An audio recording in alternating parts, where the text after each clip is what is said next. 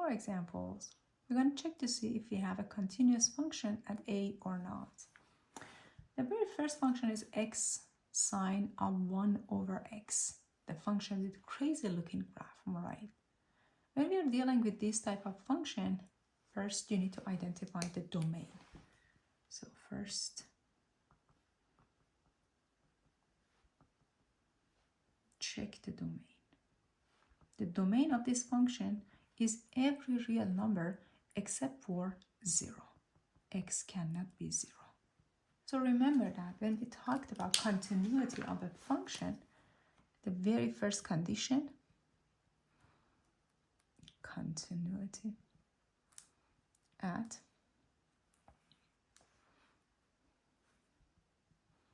a,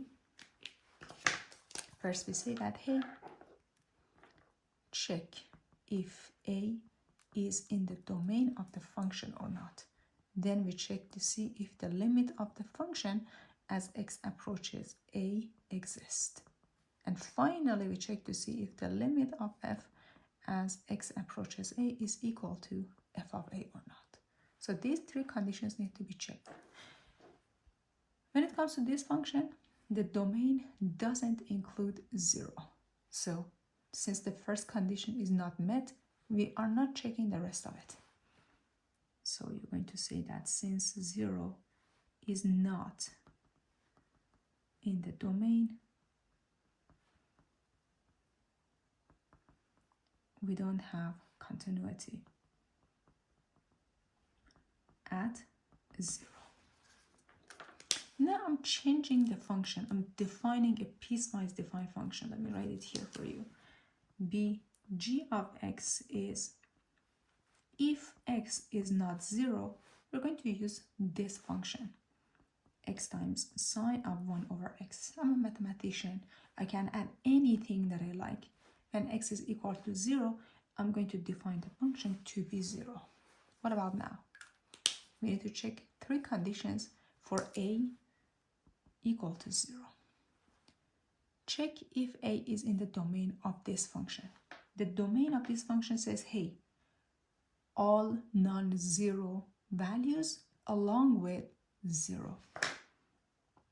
So 1, the domain of G includes all real numbers including 0. So the very first condition is checked. The second one, what is the limit of the function? The limit of g of x as x approaches 0 is equal to the limit of, guys, since we are getting closer and closer to 0, we are not checking the value of the function, we are finding the limit. So from left, from right, we are using this definition.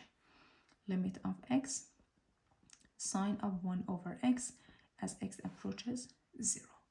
Remember how we calculated the limit of x, sine of 1 over x using squeeze theorem, sandwich theorem. It is equal to 0 by squeeze theorem. So as you can see, the limit exists.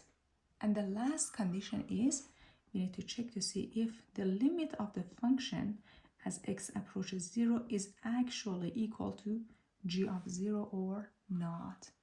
The limit of the function from part 2 is 0. The value of the function at 0, the y value of the function is also 0. 0 is equal to 0, so the limit is equal to output value of the function. So you're going to say that, hey, since function g satisfies all of these three conditions, it has continuity at 0. So since function g satisfies all three conditions, it is continuous at 0.